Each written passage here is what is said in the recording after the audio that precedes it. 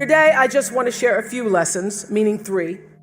The three lessons that have had the greatest impact on my life have to do with feelings, with failure, and with finding happiness. A year after I left college, I was given the opportunity to co-anchor the 6 o'clock news in Baltimore, because the whole goal in the media at the time I was coming up was that you try to move to larger markets, and Baltimore was a much larger market than Nashville. So getting the 6 o'clock news co-anchor job at 22 was such a big deal. It felt like the biggest deal in the world at the time. And I was so proud because I was finally going to have my chance to be like Barbara Walters, which is who I'd been trying to emulate since the start of my TV career. So I was 22 years old, making $22,000. And yet it didn't feel right. It didn't feel right. The first sign was when they tried to change my name. The news director said to me at the time, "Nobody's going to remember Oprah, so we want to change your name. We've come up with a name we think that people will remember and people will like. It's a friendly name, Susie." But my name wasn't Susie. And I'd grown up not really loving my name, because when you're looking for your little name on the lunch boxes and the license plate tags, you're never going to find Oprah. So I grew up not loving the name, but once I was asked to change it, I thought, well, it is my name. And do I look like a Susie to you? So I thought, no, it doesn't feel right. I'm not going to change my name. And if people remember it or not, that's okay. And then they said they didn't like the way I looked. This was in 1976, where your boss could call you in and say, "I don't like the way you look." So I was juggling these messages of expectation and obligation and feeling really miserable with myself. I'd go home at night and fill up my journals, because I've kept a journal since I was 15, so I now have volumes of journals. So I'd go home at night and fill up my journals about how miserable I was and frustrated, and then I'd eat my anxiety. That's where I learned that habit. And after 8 months, I lost that job. They said I was too emotional, I was too much. But since they didn't want to pay out the contract, they put me on a talk show in Baltimore. And the moment I sat down on that show, the moment I did, I felt like I'd come home. I realized that TV could be more than just a playground, but a platform for service, for helping other people lift their lives. And the moment I sat down doing that talk show, it felt like breathing. It felt right. And that's where everything that followed for me began. And I got that lesson. When you're doing the work you're meant to do, it feels right. And every day is a bonus, regardless of what you're getting paid. And how do you know when you're doing something right? How do you know that? It feels so. What I know now is that feelings are really your GPS system for life. When you're supposed to do something or not supposed to do something, your emotional guidance system lets you know. The trick is to learn to check your ego at the door and start checking your gut instead. Every right decision I've made, every right decision I've ever made has come from my gut. And every wrong decision I've ever made was a result of me not listening to the greater voice of myself. If it doesn't feel right, don't do it. That's the lesson.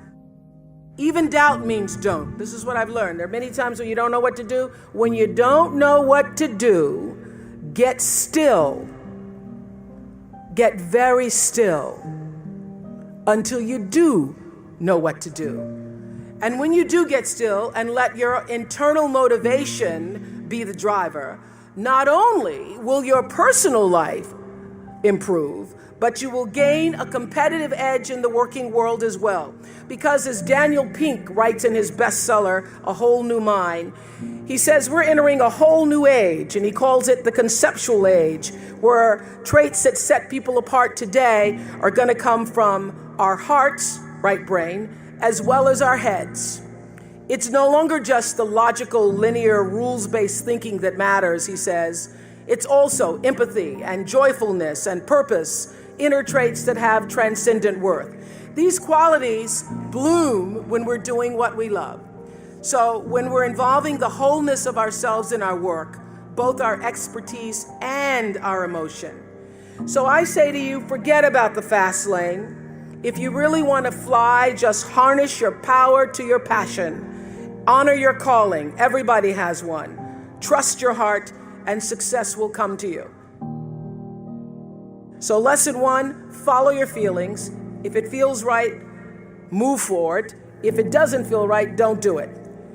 Now I want to talk a little bit about failings, because nobody's journey is seamless or smooth. We all stumble. We all have setbacks. If things go wrong, you hit a dead end, as you will. It's just life's way of saying, time to change course. So ask every failure. This is what I do. Every failure, every crisis, every difficult time, I say, what is this here to teach me? And as soon as you get the lesson, you get to move on. If you really get the lesson, you pass and you don't have to repeat the class. If you don't get the lesson, it shows up wearing another pair of pants or skirt to give you some remedial work. And what I found is that difficulties come when you don't pay attention to life's whisper, because life always whispers to you first. And if you ignore the whisper, sooner or later, you'll get a scream.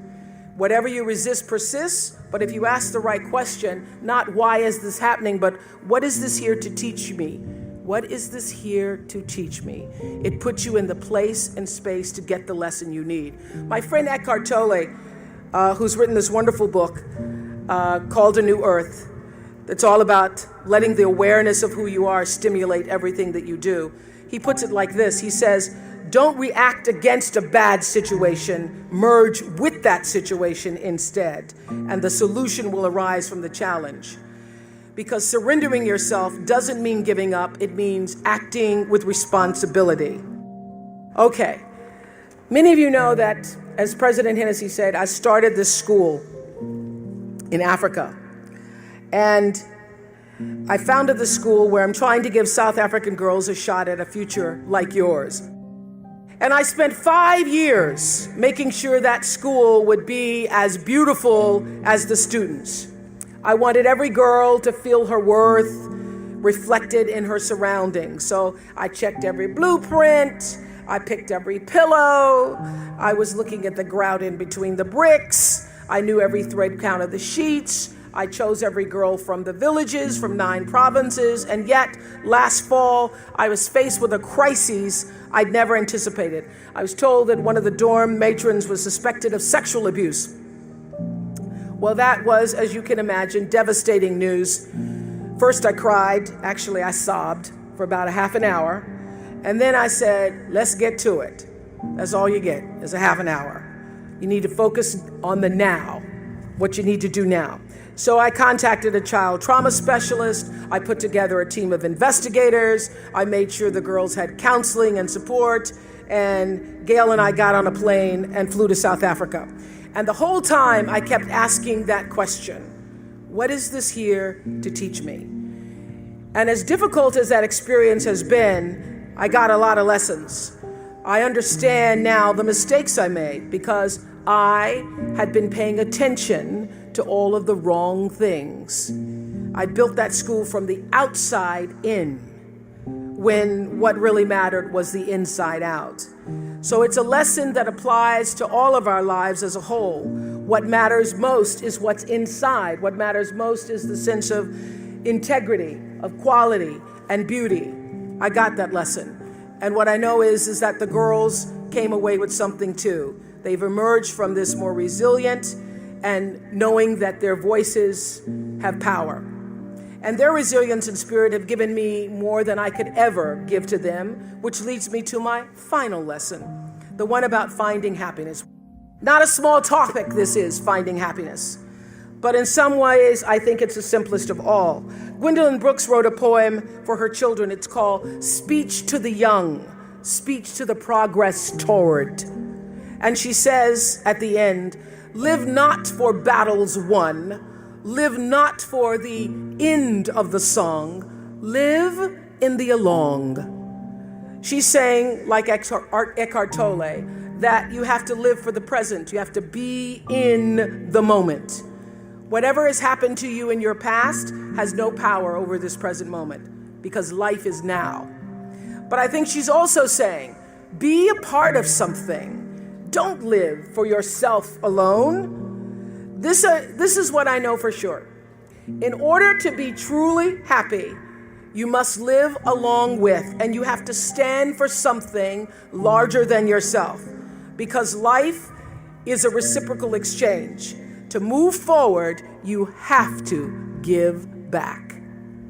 And to me, that is the greatest lesson of life.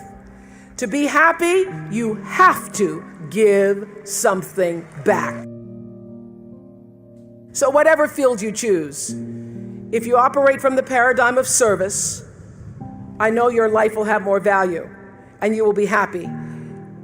I was always happy doing my talk show, but that happiness reached a depth of fulfillment, of joy that I really can't describe to you or measure when I stopped just being on TV and looking at TV as a job and decided to use television, to use it and not have it use me, to use it as a platform to serve my viewers.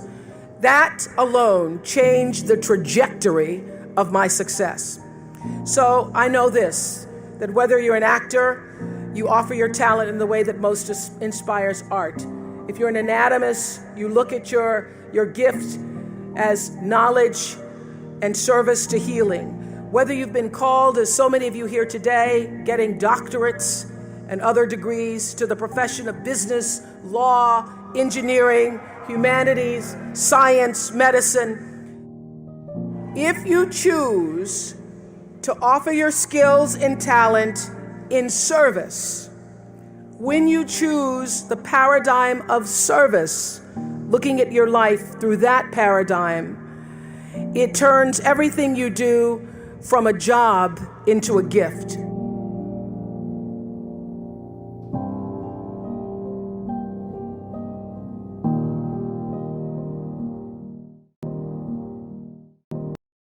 Performing under pressure, whether it's me or anybody else, is the same.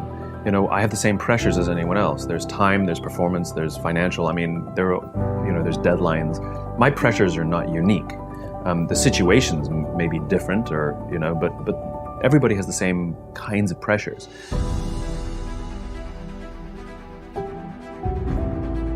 But what I found, or what I find fascinating, is the interpretation of the stimuli. Let me explain. So I was watching the Olympics, this last Summer Olympics, and I was amazed at how bad the questions were that the reporters would ask all the athletes. And almost always, they asked the same question, whether they were about to compete or after they competed. Were you nervous, right?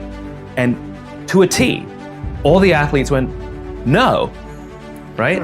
And what I realized is it's not that they're not nervous, it's their interpretation of what's happening in their bodies. I mean, what happens when you're nervous, right? Your heart rate starts to go, you sort of get a little tense, you get a little sweaty, right? You have expectation of what's coming, and we interpret that as, I'm nervous. Now, what's the interpretation of excited? Your heart rate starts to go, you're anticipating what's coming, right? You get a little sort of like tense. It's all the same thing, it's the same stimuli. Except these athletes, these Olympic quality athletes, have learned to interpret the stimuli that the rest of us would say as nervous as excited. They all say the same thing. No, I'm not nervous, I'm excited. And so I've actually practiced it just to tell myself when I start to get nervous that this is excitement, And so I used to speak in front of a large audience and somebody'd say, how do you feel? I used to say, a little nervous. Now when somebody says, how do you feel? I'm like, really excited actually. And it came from just sort of telling myself, no, this is excitement. And it becomes a little bit automatic later on. But it's kind of a remarkable thing to deal with pressure by interpreting what your body is experiencing as excitement rather than nerves. And it's really kind of effective. It makes you want to rush forwards rather than pull back, and yet it's the same experience. I talk to so many smart, fantastic, ambitious, idealistic, hard-working kids, and they're right out of college, they're in their entry-level jobs, and I'll ask them, how's it going? And they'll say, I think I'm gonna quit. And I'm like, why? They say to me, I'm not making an impact. I'm like, you know you've been here 8 months, right? They treat the sense of fulfillment or even love like it's a scavenger hunt, like it's something you look for. My millennial friends, they've gone through so many jobs. They're either getting fired, I mean it was mutual, or they're quitting because they're not making an impact, or they're not finding the thing they're looking for, they're not feeling fulfilled, as if it's a scavenger hunt. Love, a job you find joy from, is not something you discover. It's not like, I found love. Here it is. I found a job I love. That's not how it works. Both of those things require hard work. You are in love because you work very hard every single day of your life to stay in love. You find a job that brings you ultimate joy because you work hard every single day to serve those around you, and you maintain that joy. It's not a discovery. But the problem is this sense of impatience. It's as if an entire generation is standing at the foot of a mountain. They know exactly what they want. They can see the summit. What they can't see is the mountain. This large, immovable object. That doesn't mean you have to do your time. That's not what I'm talking about. Take a helicopter, climb, I don't care, but there's still a mountain. Life, career fulfillment, relationships are journeys.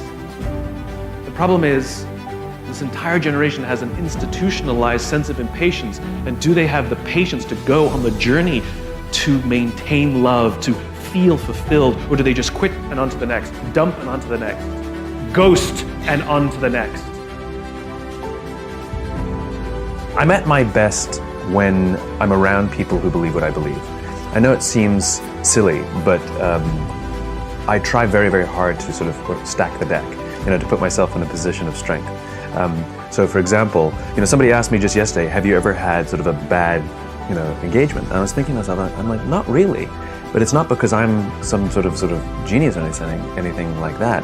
It's because I stack the deck. It's because I want to be there. I want to be around people who want me there. In other words, if I'm somebody's 10th choice, I'll probably turn it down. Whereas if I'm their first choice, they really want me there, and so I'm more likely to have a good engagement. They're supportive of me, I'm supportive of them, and so I'm at my best when I stack the deck, when I choose to be in an environment where my strengths are there.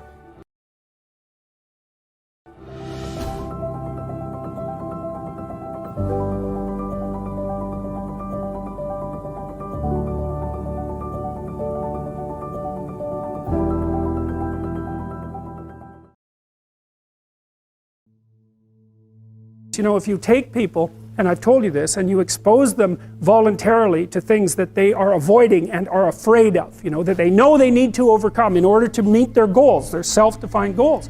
If you can teach people to stand up in the face of the things they're afraid of, they get stronger.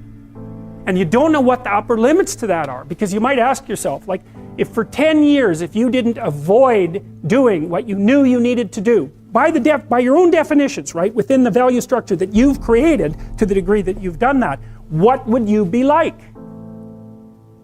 Well, there are remarkable people who come into the world from time to time, and there are people who do find out over decades-long periods what they could be like if they were who they were, if they spoke their being forward. And they get stronger and stronger and stronger, and we don't know the limits to that. We do not know the limits to that. And so you could say, well, in part, perhaps the reason that you're suffering unbearably can be left at your feet, because you're not everything you could be, and you know it. And of course, that's a terrible thing to admit, and it's a terrible thing to consider, but there's real promise in it, right? Because it means that perhaps there's another way that you could look at the world, and another way that you could act in the world, so what it would reflect back to you would be much better than what it reflects back to you now. And then the second part of that is, well, imagine that many people did that, because we've done a lot as human beings. We've done a lot of remarkable things, and I've told you already, I think before, that today, for example, about 250,000 people will be lifted out of abject poverty, and about 300,000 people attached to the electrical power grid. We're lifting people out of poverty collectively at a faster rate that's ever occurred in the history of humankind by a huge margin. And that's been going on unbelievably quickly since the year 2000. The UN had planned to have poverty between 2000 and 2015, and it was accomplished by 2013. So there's inequality developing in many places, and you hear lots of political agitation about that. But overall, the tide is lifting everyone up, and that's a great thing. And we have no idea how fast we could multiply that if people got their act together and really aimed at it. Because, you know, my experience is with people that we're probably running at about 51% of our capacity. Something, I mean, you can think about this yourselves. I often ask undergraduates how many hours a day you waste or how many hours a week you waste. And the classic answer is something like 4 to 6 hours a day. You know, inefficient studying, watching things on YouTube that not only do you not want to watch, that you don't even care about, that make you feel horrible about watching after you're done. That's probably 4 hours right there. You know, you think, well, that's 25 hours a week, it's 100 hours a month, that's 2.5 full work weeks, it's half a year of work weeks per year. And if your time is worth $20 an hour, which is a radical underestimate, it's probably more like 50 if you think about it in terms of deferred wages. If you're wasting 20 hours a week, you're wasting $50,000 a year. And you are doing that right now. And it's because you're young, wasting $50,000 a year is a way bigger catastrophe than it would be for me to waste it, because I'm not going to last nearly as long. And so if your life isn't everything it could be, you could ask yourself, well, what would happen if you just stopped wasting the opportunities that are in front of you? You'd be who knows how much more efficient. 10 times more efficient. 20 times more efficient. That's the Pareto distribution. You have no idea how efficient people get. It's off the charts. Well, and if we all got our act together collectively and stopped making things worse, because that's another thing people do all the time, not only do they not do what they should to make things better, they actively attempt to make things worse because they're spiteful or resentful or arrogant or deceitful or homicidal or genocidal or all of those things all bundled together in an absolutely pathological package. If people stopped really, really trying just to make things worse, we have no idea how much better they would get just because of that. So there's this weird dynamic that's part of the existential system of ideas between human vulnerability, social judgment, both of which are major causes of suffering, and the failure of individuals to adopt the responsibility that they know they should adopt. And that's the thing that's interesting too, is that, and like another thing I've often asked my undergraduate classes is, you know, there's this idea that people have a conscience. And you know what the conscience is. It's this feeling or voice you have in your head just before you do something that you know is stupid, telling you that probably you shouldn't do that stupid thing. You don't have to listen to it, strangely enough. But you go ahead and do it anyways, and then, of course, exactly what the conscience told you was going to happen inevitably happens, so that you feel even stupider about it than you would if it happened by accident. Because you know, I knew this was going to happen, I got a warning it was going to happen, and I went and did it anyways. And the funny thing too is that conscience operates within people, and we really don't understand what the hell that is. So you might say, well, what would happen if you abided by your conscience for 5 years or for 10 years? What sort of position might you be in? What sort of family might you have? What sort of relationship might you be able to forge? And you can be bloody sure that a relationship that's forged on the basis of who you actually are is going to be a lot stronger and more welcome than one that's forged on the basis of who you aren't. Now, of course, that means that the person you're with has to deal with the full force of you in all your ability and your catastrophe, and that's a very, very difficult thing to negotiate. But if you do negotiate it, well, at least you have something, you have somewhere solid to stand, and you have somewhere to live, you have a real life. And it's a great basis upon which to bring children into the world, for example, because you can have an actual relationship with them instead of torturing them half to death, which is what happens in a tremendously large minority of cases. Well, it's more than that too, because, and this is what I'll close with, and this is why I wanted to introduce Solzhenitsyn's writings to you. You see, because it isn't merely that your fate depends on whether or not you get your act together and to what degree you decide that you're going to live out your own genuine being. It isn't only your fate, it's the fate of everyone that you're networked with. And so, you know, you think, well, there's 7 billion people in the world. We're going to peak at about 9 billion, by the way, and then it'll decline rapidly, but 7 billion people in the world, and who are you? You're just one little dust mote among that 7 billion, and so it really doesn't matter what you do or don't do, but that's simply not the case.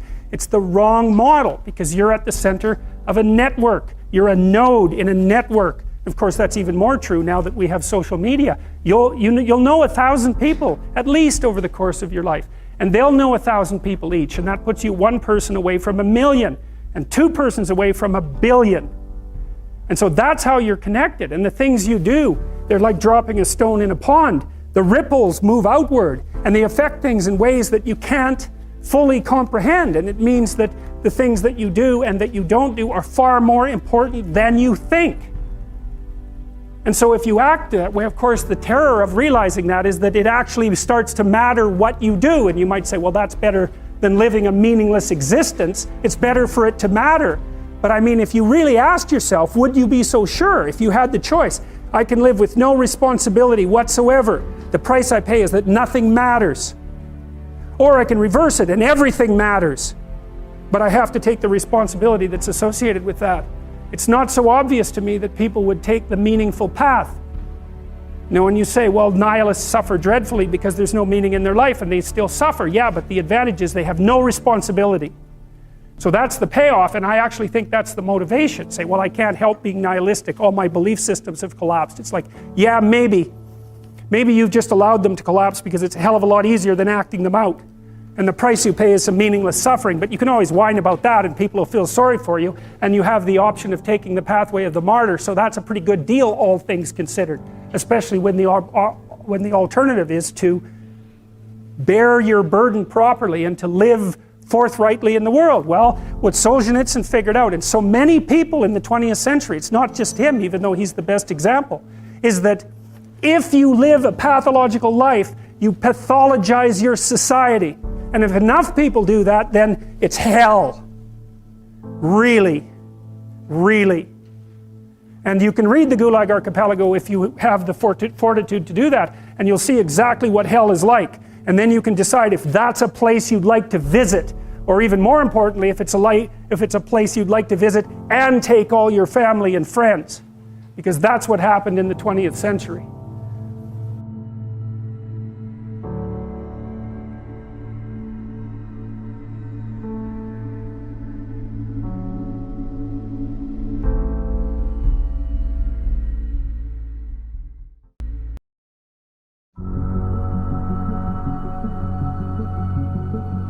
So I figured something out that I thought I'd tell you about. This took me like 30 years to figure out, and I figured it out on this tour. So there's this old idea, you know, that you have to rescue your father from the belly of the whale, right? From some monster that's deep in the abyss. You see that in Pinocchio, for example, but it's a very common idea. And I figured out why that is, I think. So imagine that we already know from a clinical perspective that, you know, if you set out a path towards a goal, which you want to do because you need a goal and you need a path, because that provides you with positive emotion, right? So you set up something as valuable, so that implies a hierarchy. You set up something as valuable, you decide that you're going to do that instead of other things, so that's kind of a sacrifice, because you're sacrificing everything else to pursue that. And then you experience a fair bit of positive emotion and meaning as you watch yourself move towards the goal. And so the implication of that is the better the goal, the more full and rich your experience is going to be when you pursue it. So that's one of the reasons that's one of the reasons for developing a vision and for fleshing yourself out philosophically, because you want to aim at the highest goal that you can manage. Okay, so you do that, and then what you'll find is that as you move towards the goal, there are certain things that you have to accomplish that frighten you. You know, maybe you have to learn to be a better speaker, a better writer, a better thinker, or you have to be better to people around you, or you have to learn some new skills and you're afraid of that, whatever, because it's going to stretch you if you pursue a goal, and so that'll put you up against challenges. Okay, so all the clinical data indicates, well, the opposite of safe spaces, as Jonathan Haidt has been pointing out, that what you want to do when you identify something that someone is avoiding that they need to do because they're afraid, you have them voluntarily confront it.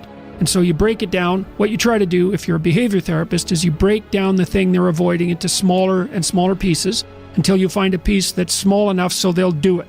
And it doesn't really matter as long as they start it, then they can put the next piece on and the next piece. And what happens is they don't get less afraid exactly, they get braver.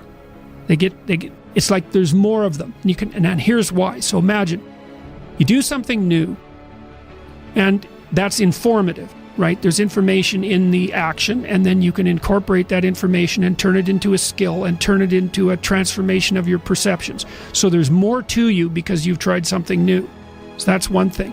The second thing is, and there's good biological evidence for this now, that if you put yourself in a new situation, then new genes code for new proteins and build new neural structures and new nervous system structures. Same thing happens to some degree when you work out, right? Because your muscles are responding to the load, but your nervous system does that too. So you imagine that there's a lot of potential you locked in your genetic code.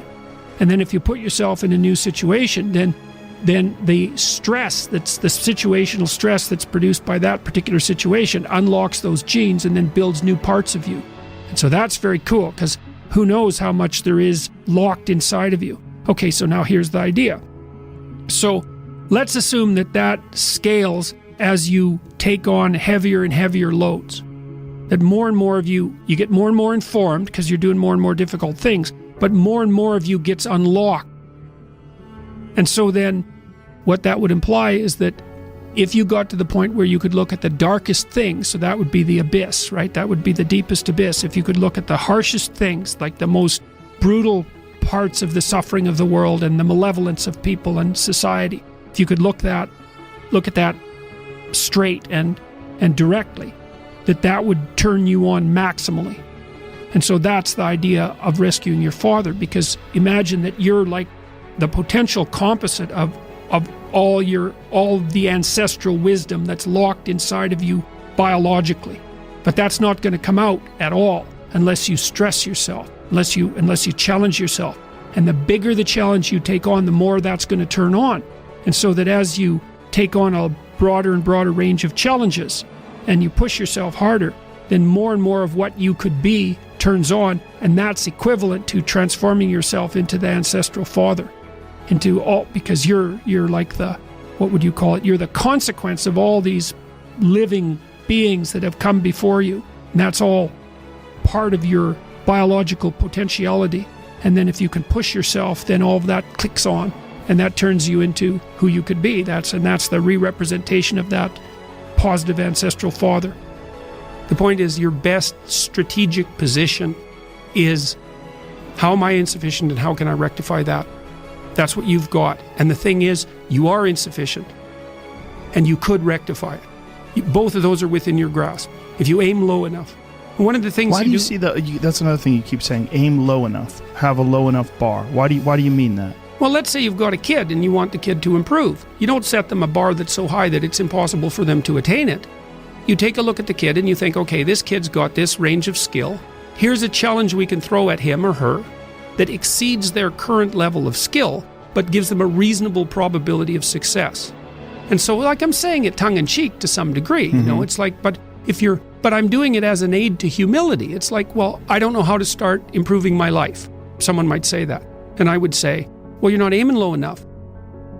There's something you could do that you are regarding as trivial, that you could do, that you would do, that would result in an actual improvement. But it's not a big enough improvement for you, so you won't lower yourself enough to take the opportunity. Incremental steps. Yes. So this is also what is achieved through exercise. It's one of the most important. Yeah. Well, what do you do when you go and lift weights? Yeah. You don't go and, like, if you haven't bench pressed before, you don't put 400 pounds on the damn bar and drop the bar through your skull. Right. You think, look, when I started working out when I was a kid, I was weighed about 130 pounds and I was 6'1". I was a thin kid and I smoked a lot. I wasn't in good shape. I wasn't in good physical shape. And I went to the gym and it was bloody embarrassing, and people would come over and help me with the goddamn weights. Here's how you're supposed to use this. It was humiliating. And maybe I was pressing 65 pounds or something at that point. But what am I going to do? I'm going to lift up 150 pounds and injure myself right off the bat? No, I had to go in there and strip down and put my skinny goddamn self in front of the mirror and think, son of a bitch, there's all these monsters in the gym who've been lifting weights for 10 years and I'm struggling to get 50 pounds off the bar. Tough luck for me, but I could lift 50 pounds and it wasn't fair. very long until I could lift 75. And well, you know how it goes. And I never injured myself when I was weightlifting. And the reason for that was I never pushed myself past where I knew I could go. And I pushed myself a lot. You know, I gained 35 pounds of muscle in about 3 years in university. I kind of had to quit because I was eating so goddamn much I couldn't stand it. I was eating like 6 meals a day. It was just taking up too much time. But there's a humility in determining what it is that the wretched creature that you are can actually manage. Aim low. And I don't mean don't aim, and I don't mean don't aim up. But you have to accept the fact that you can set yourself a goal that you can attain, and there's not going to be much glory in it to begin with. Because if you're not in very good shape, the goal that you could attain tomorrow isn't very glorious. But it's a hell of a lot better than nothing, and it beats the hell out of bitterness, and it's way better than blaming someone else. It's way less dangerous. And you could do it. And what's cool about it, there's a statement in the New Testament. It's called the Matthew Principle, and economists use it to describe how the economy in the world works. To those who have everything, more will be given. From those who have nothing, everything will be taken. It's like what's very pessimistic in some sense, because it means that as you start to fail, you fail more and more rapidly. But it also means that as you start to succeed, you succeed more and more rapidly. And so you take an incremental step, and well, now you can lift 55 pounds instead of 52.5 pounds. You think, well, what the hell's that? It's like, it's one step on a very long journey. And so it starts to compound on you. So a small step today puts you in a position to take a slightly bigger step the next day. And then that puts you in a position to take a slightly bigger step the next day. And you do that for 2 or 3 years, man, you're starting to stride.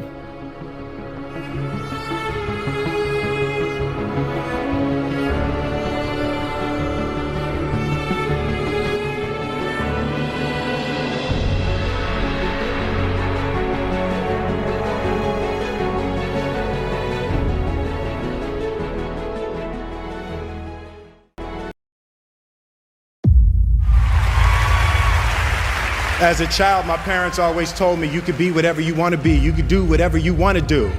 And, you know, that office, that position, the highest office on the face of the earth, it was something I heard my parents saying it, but I didn't totally believe it. Yet I went out in the world and I carried myself and I held my head high and I stood there and I looked people in their eyes and I talked to people as if I was deserving of everything that this planet has to offer. So I really want to say to children out there and to people who are watching, Confucius said one time, he who says he can and he who says he can't are both usually right. And I want you to keep in your heart, just know that you can. Know that you can.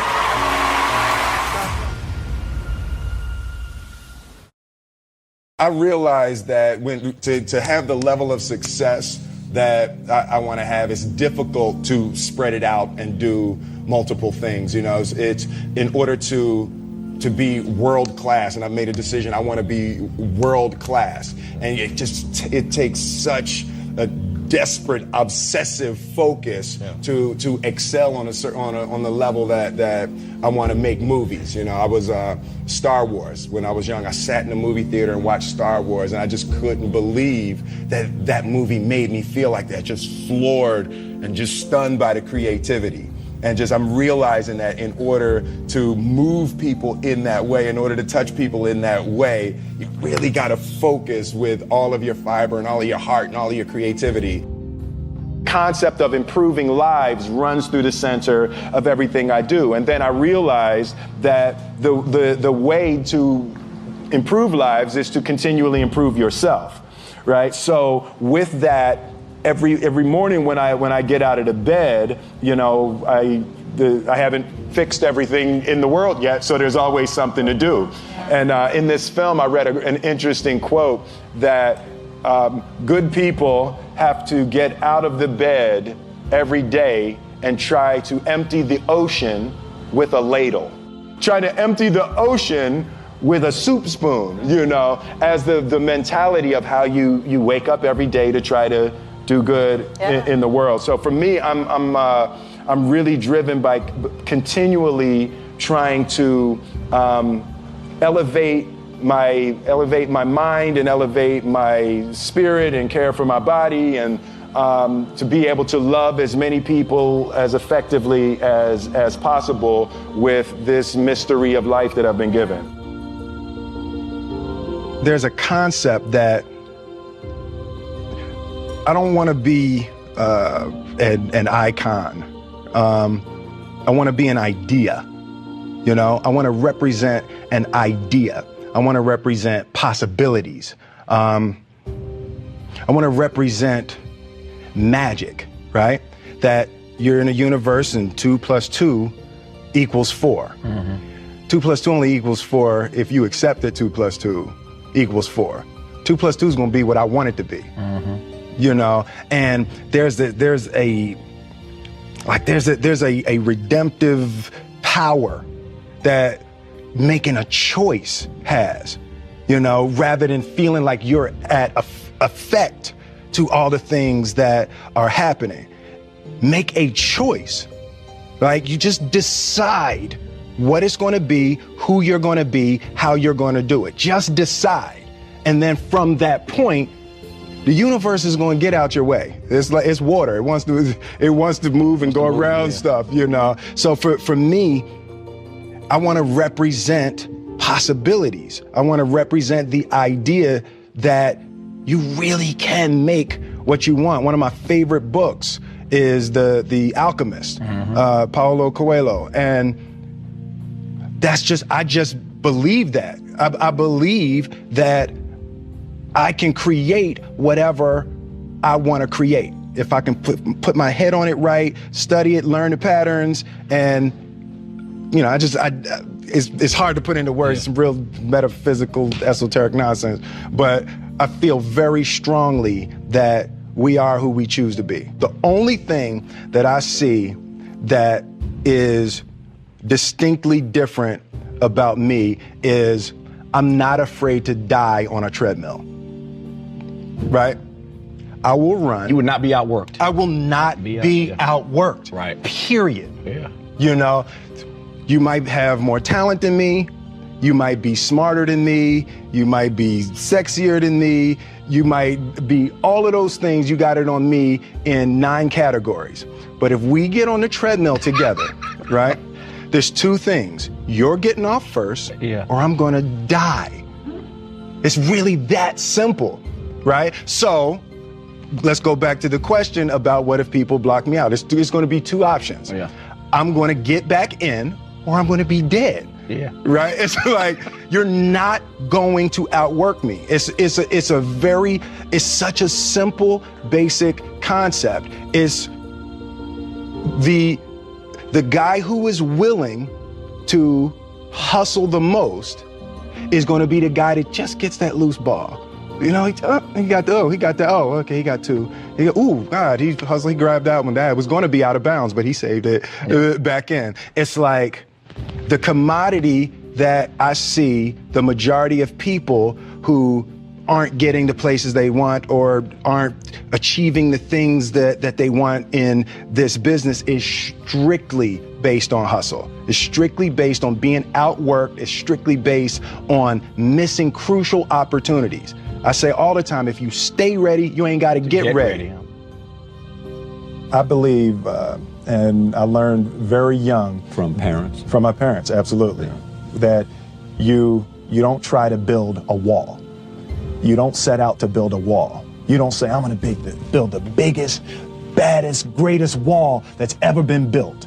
You don't start there. You say, I'm going to lay this brick as perfectly as a brick can be laid. There will not be one brick on the face of the earth that's going to be laid better than this brick that I'm going to lay in this next 10 minutes. And you do that every single day. And soon you have a wall.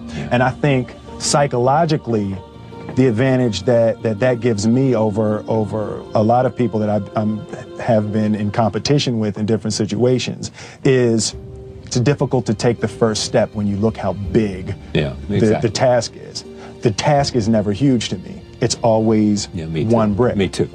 Greatness is not this wonderful, esoteric, elusive, God-like feature that only the special among us will ever taste.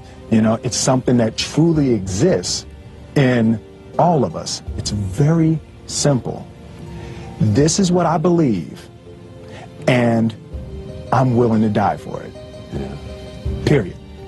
It's that simple. I know who I am, and I know what I believe. I know who I am, I know what I believe. That's all I need to know. And that's all I need to know. So from there, you do what you need to do.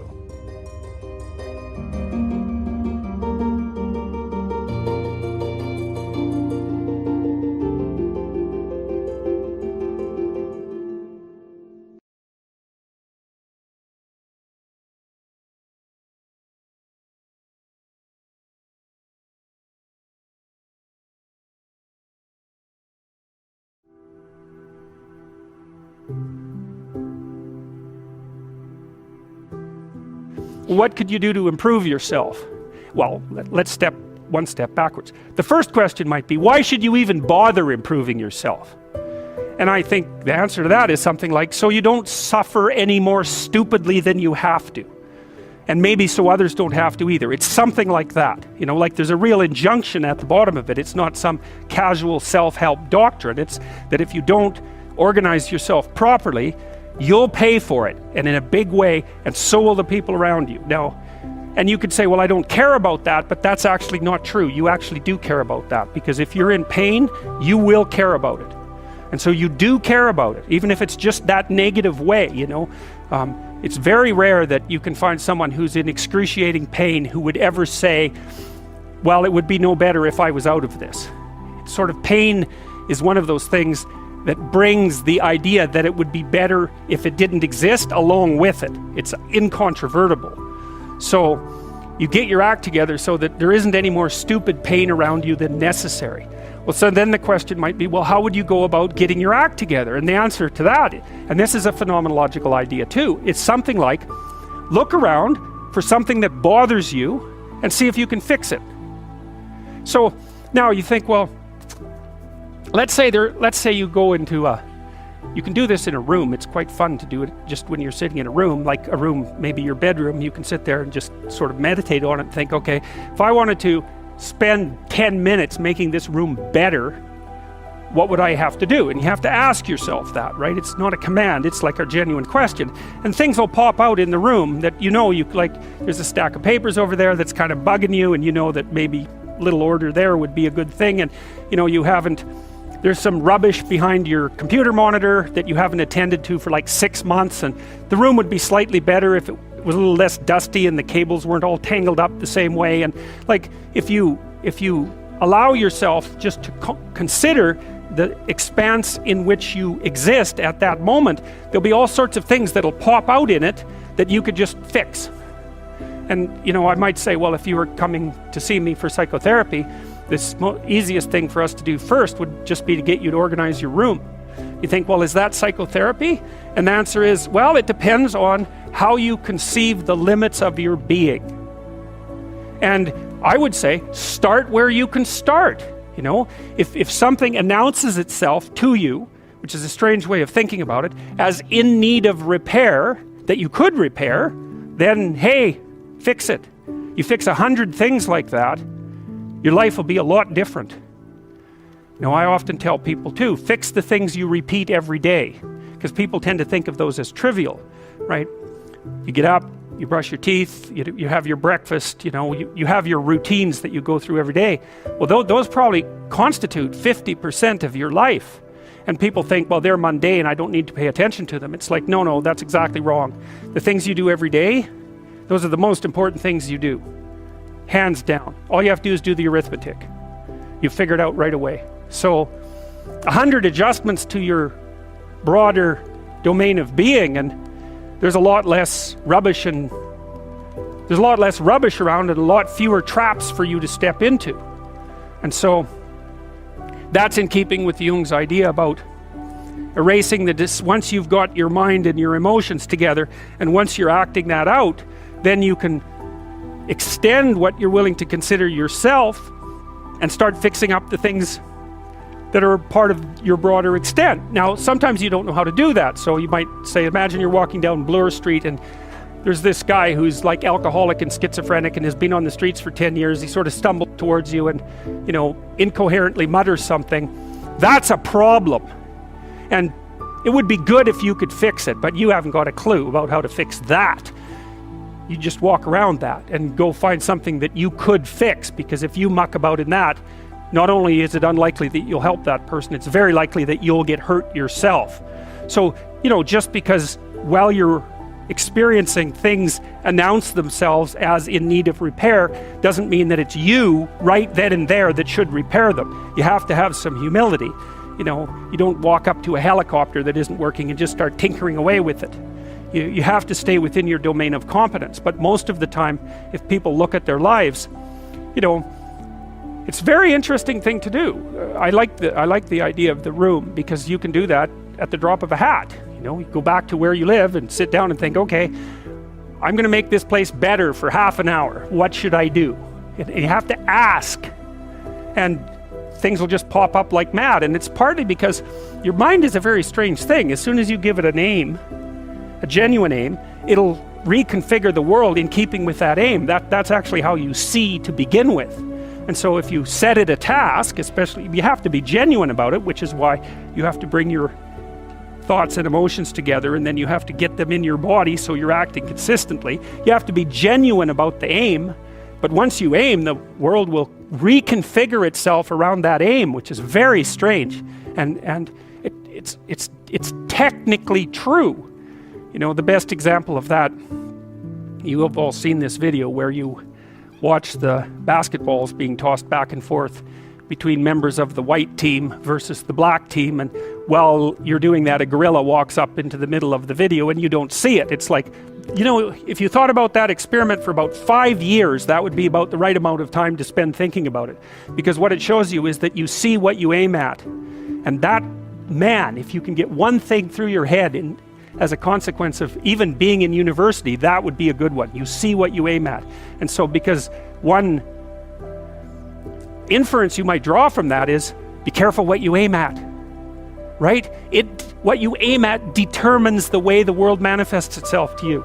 And so if the world is manifesting itself in a very negative way, one thing to ask is, are you aiming at the right thing? Now, I'm not trying to reduce everybody's problems to an improper aim. People get cut off at the knees for all sorts of reasons. They get sick, they have accidents. There's a random element to being, that's for sure. And so you don't want to take anything, even that particular phrase, too far. You want to bind it with the fact that random things do happen to people, but it's still a great thing to ask.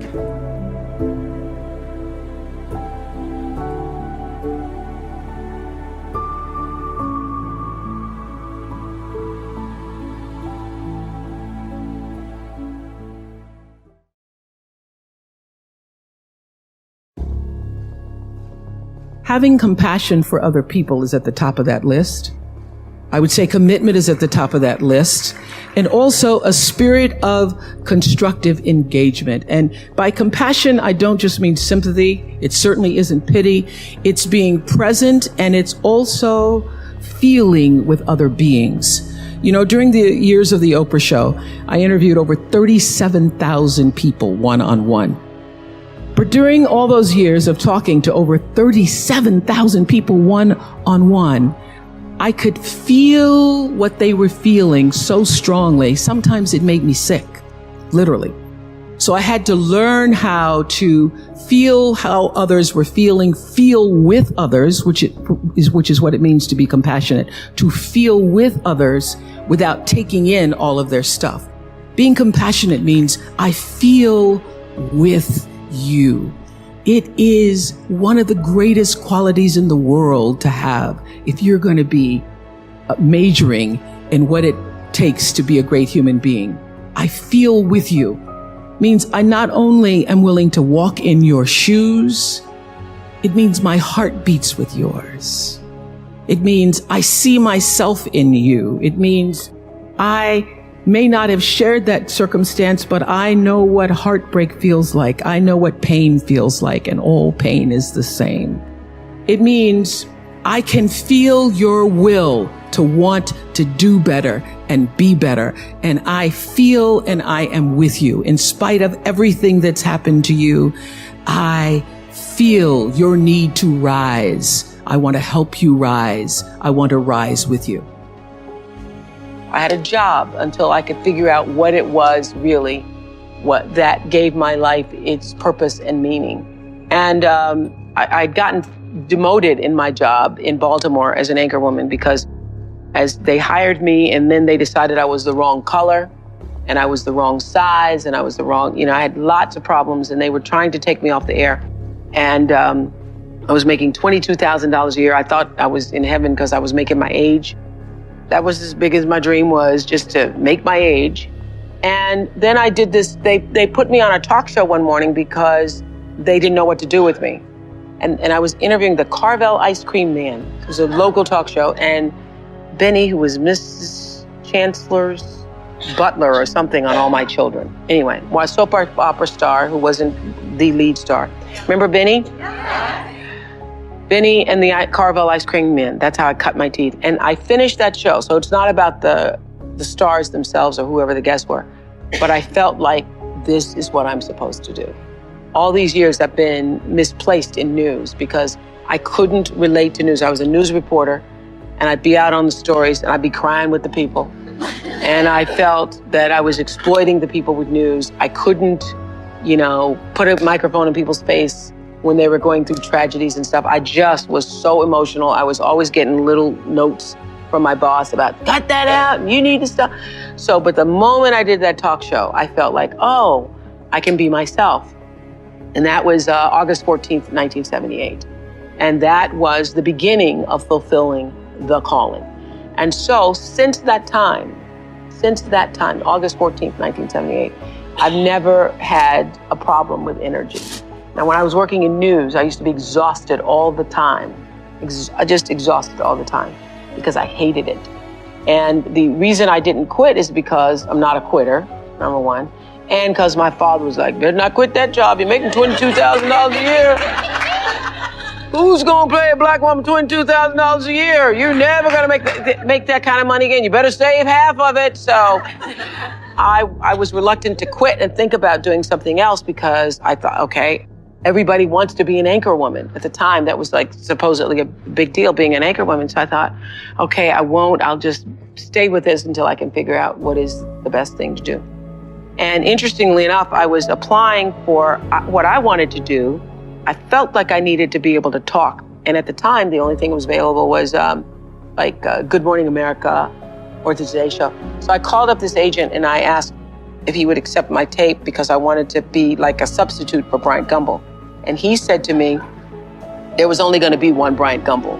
And so there wasn't going to be another one, that they weren't going to another black person on that show. He said that to me. And interestingly enough, he called me last week because somebody else mentions it to say he never said it, but he did say it. And I said to him, you know what? If you're ever told that, you never forget it. If somebody ever says to you, if you're ever rejected in that way, you never, ever, ever forget it. I said, but it's okay. I did okay. You did okay. It's all right. It's all right. But the answer to your question is, if you can find what is your passion, if you find what you love, you never get tired. Or if you do get tired, you're fueled by the energy of your work. So I know that I'm doing exactly what I'm supposed to be doing at this time. I also know that what this show can do in terms of being a voice and changing the world, it's just the beginning of what this show can do. It's fun to do things like this, but and it's necessary to do things like this in order to be able to do the bigger, grander things, to change what happens to the face of children in Africa, for example, or what happens to education with kids in this country. So I believe that that what has happened to me is really the beginning of the greater passion to come. But if you find out what you're supposed to do, and you know what you're supposed to do by how it feels. You know, people wait on the voice of God to be the Moses in the burning bush. I think that was only Bible talk, you know, because he doesn't come to burning bushes for people. He comes through your heart. He speaks through your heart, through your feelings. And so you know if you're doing the right thing, if it feels like it's right to you. And when you hit the thing that feels right, when you know it's the right thing, you know it's right because it gives you your juice, and you know it's right because you would do it for nothing. You would do it for nothing and find a way to be able just to do it in order to be able to continue. That's how you know you're doing what you're supposed to be doing. So how do I define success? Let me tell you, money's pretty nice. I'm not going to stand up here and tell you that it's not about money, because money is very nice. I like money. It's good for buying things. But having a lot of money does not automatically make you a successful person. What you want is money and meaning. You want your work to be meaningful, because meaning is what brings the real richness to your life. What you really want is to be surrounded by people you trust and treasure, and by people who cherish you. That's when you're really rich. For me, colored girl, Negro child, growing up in Mississippi, that one of the greatest gifts I was ever afforded was not to have been put in a segregated school system. Had I been put in a segregated school and taught in a segregated school system that said you're less than because you're a woman and you're less than because you're a colored woman, I probably wouldn't be here today. I would have had to then overcome that belief, that conditioning of a belief. But because I was raised by a grandmother who raised me in the church, and I went to church, Sunday school, lived in the church, and I would sit there, second pew, on the right, third row, every Sunday, just taking it all in. And I would listen to the stories, listen to the Bible stories, and I would hear that through God all things are possible. I would hear the story of Jesus talking about if you have the faith of a mustard seed. And you know, it was many years later that I actually saw a mustard seed. I could not believe what a mustard seed actually looked like. Have you ever seen a mustard seed?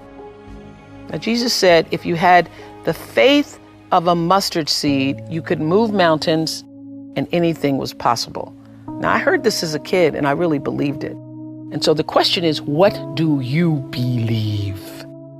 Do you believe that you are worthy of happiness? Do you believe that happiness, success, abundance, comfort, fulfillment, peace, joy, love is a part of your birthright? Is that what you believe? Or do you believe something else? Because you will manifest the life that you believe. I've always known that no matter what my belief is, I'm going to be all right. Why? Because I have that faith of a mustard seed. I have always known this about celebrity. The real power of being somebody that somebody knows, and I really think that the only difference between being famous and not is that more people know your name. So the only difference between understanding that is understanding that what Selma has done, what Susan has done, what Anna has done, Rebecca has done, what Jim has done, what I've done, you too can do. Because true philanthropy comes from living from the heart of yourself and giving what you have been given. How will you do that? How will you use your personality, the energy of your personality, to serve that which is your soul's calling? I know this for